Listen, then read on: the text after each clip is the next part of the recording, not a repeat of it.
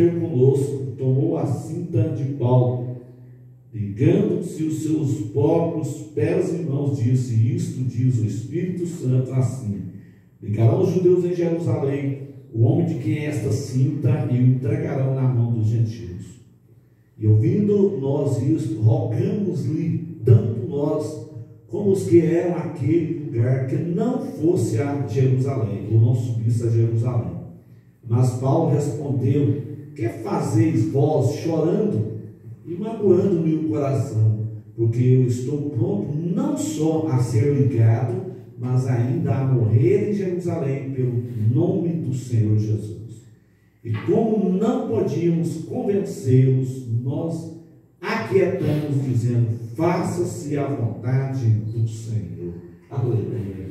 Glória a Deus. Faça, ó Deus, a tua vontade na nossa vida, Pai. Aleluia. Nós te louvamos, meu Pai. Nós te agradecemos por essa oportunidade de estar nesta noite, onde juntos nós iremos participar, Senhor, do teu corpo e do teu sangue. Pai, fortaleça a fé da tua igreja, fortaleça, meu Pai, a fé do teu povo. Em nome de Jesus, abençoa cada irmão aqui presente, os demais irmãos de outras igrejas que vão reunir também daqui a pouco. O Senhor vem abençoar cada um, meu Pai. Fala conosco, em nome de Jesus. Amém, meus irmãos? Esse é um exemplo de fé, né? Nós precisamos de fé para nós vencermos os dias atuais. São dias difíceis, né? E a Bíblia diz que sem fé é impossível agradar o Senhor. Eu gosto muito desses ensinos de Paulo, porque Paulo realmente era um homem corajoso, um homem que realmente ele dava a sua vida pelo Evangelho. E foi um grande missionário, né? Paulo, sem dúvida, depois de Jesus Cristo, foi o maior missionário que já passou pelo planeta Terra, foi o apóstolo Paulo. Escreveu 13 cartas maravilhosas, deixando para nós esse legado maravilhoso. Morreu, combateu o bom combate, terminou a carreira, guardou a fé no ano 67, no reinado do imperador Nero, mas deixou o legado, né? Deixou um jovem Timóteo, um grande homem de Deus, que deu sequência à obra do Senhor. Timóteo foi um grande pastor porque ele escutou os conselhos do veterano Paulo. O jovem bem-sucedido é aquele jovem que escuta o conselho dos mais velhos, né? Glória a Deus. Então, Paulo foi um grande ensinador e ele ensinou muito o jovem Timóteo, já no ano 67, quando ele estava já no final da sua vida, já no império de Nero, né, do imperador Nero. Ele tinha que deixar alguém para dar continuidade à obra de Deus. Essa semana eu estava conversando com um irmão em Cristo, e aí ele me disse uma coisa muito que eu fiquei preocupado. Ele disse assim: irmão, imagine daqui 30 anos, a gente não sabe quando Jesus vai voltar, nós não sabemos da data que Jesus vai voltar. Agora imagine daqui 30 anos, se Jesus não tiver voltado daqui 30 anos, quando tiver morrido os veteranos tudo, os pregadores veteranos que estão embasados na palavra de Deus, e entrar esse falso evangelho que já tem entrado, que já tem feito uma bagunça toda. Imagina os irmãos o que nós vamos ter daqui 30 anos. Nós não teremos mais o evangelho genuíno, nós não teremos mais o evangelho bíblico. Eu não estarei mais aqui daqui 30 anos. Eu tenho 60, não vou estar aqui mais.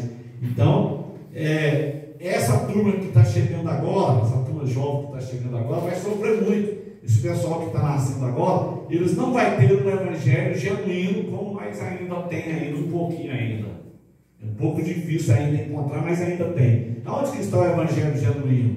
Ele está nos templos? Não, está na Bíblia. Ele está na palavra de Deus. E a palavra de Deus, ela diz assim, Deus ele não muda, né? Então nós falamos aqui na semana passada, porque Paulo, ele diz o seguinte: olha, eu nunca deixei de vos anunciar todo o conselho de Deus. Nós temos que, o pregador, ele tem que ensinar todo o conselho de Deus, para que ele não venha a ser reprovado quando ele chegar perante o Senhor Jesus. Porque muitos, naquele dia, eu disse aqui no domingo passado, muito naquele dia, vai chegar perante o Senhor e vai dizer: olha, eu profetizei no teu nome, expulsei demônio, falei língua estranha, e ele vai dizer: eu não conheço vocês, nunca vi vocês. Aí ele vai dizer: apartai-vos de mim, vós que praticais a iniquidade. A iniquidade, irmão, é quando a gente peca sabendo, quando a gente peca consciente, a gente está praticando a iniquidade. Quando nós estávamos no mundo, em Atos 17:30, a Bíblia diz que Deus ele não leva em tempo, enquanto os tempos da ignorância, mas notifica a todos os outros que se arrependam. Mas quando a gente passa a conhecer a palavra de Deus e a gente passa a viver praticando a iniquidade, a gente comete um pecado muito sério, né? E muitos vai ser reprovados. Então, através de Paulo, nós podemos aprender muita coisa com os ensinos de Paulo. Aconteceu que, separando nós deles, navegamos e fomos correndo o caminho direito e chegamos a Cos, no dia seguinte a Rodes, de onde passamos a Patara. Achando então um navio que ia para a Fenícia. Paulo viajava muito, né? Naquela época ele já viajava muito, pregando o evangelho aos gentios, de navio, né? Outra hora de pé ou de cavalo, né? Não existia carros naquela época. Então, diz a palavra de Deus: olha aqui, embarcamos nele e partimos, e indo já à vista de Chipre, né? A ilha de Chipre, que existe até hoje com esse mesmo nome, a ilha de Chipre, né? Fica ali perto da Grécia, por ali. Paulo também pregou na Grécia, né? No Aeromarco, em Atenas. Então, indo já à vista de Chipre, deixando a esquerda, navegamos para a Síria e chegamos a Tiro. Essa Tiro aqui, irmãos, é uma parte que hoje fica no atual Líbano, no norte de Israel, né? Tiro aqui é o atual Líbano, hoje fica ali no norte de Israel. Então o navio havia de ser descarregado até ali aquela região de Tiro. Então, achando discípulos, olha que coisa maravilhosa, e achando discípulos, o que é discípulos? Discípulos são todos aqueles que seguem as pisadas do mestre, né? Ser cristão, meus irmãos, ser cristão é você se identificar com Jesus. Antigamente, os crentes eram chamados de Bíblias, só os Bíblias. O negócio foi modernizando, passou para, antigamente mesmo, bem antes de ser chamado de Bíblia, os Bíblias, era chamado de protestante. Hoje a igreja não protesta mais nada, hoje ela acomodou ao mundo, né? O mundo acoplou-se à igreja.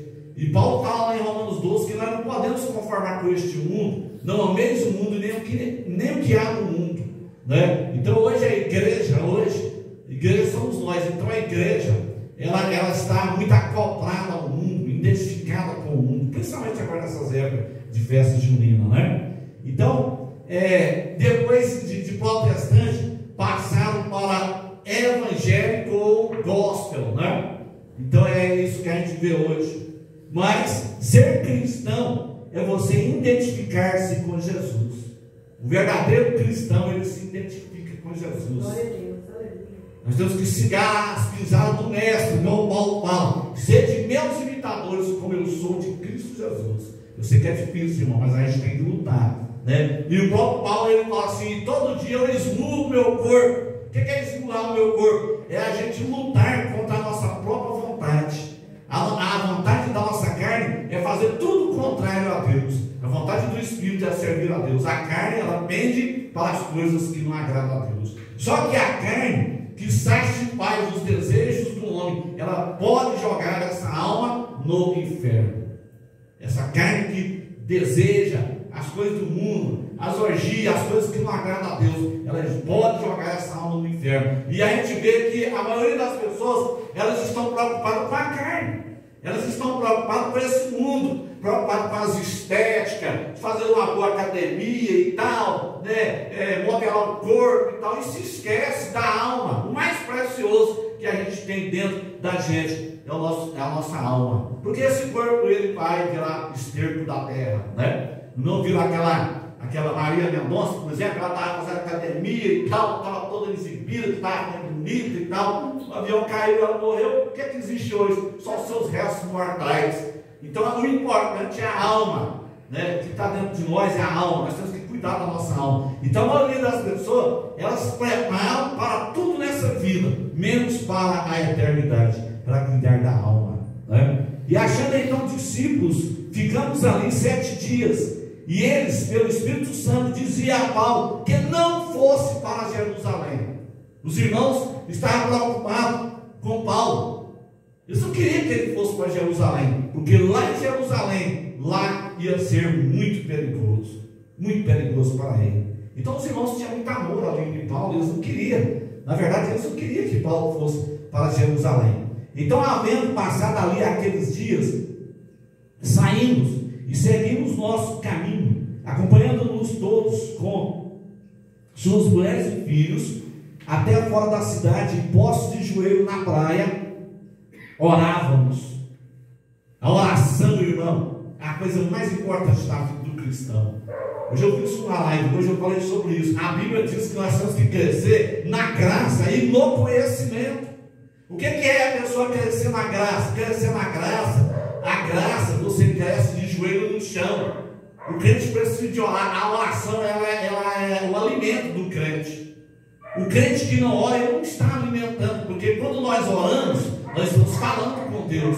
Quando nós lemos a Bíblia, Deus está falando conosco através da sua palavra. Então o apóstolo Pedro, ele fala que nós temos que crescer na graça e no conhecimento. Tem muita gente que tem a graça, tem muito crente que ele tem a graça, mas ele não tem conhecimento. Então essas pessoas, elas caem fácil em redes de heresia, elas são levadas por ventos de doutrina.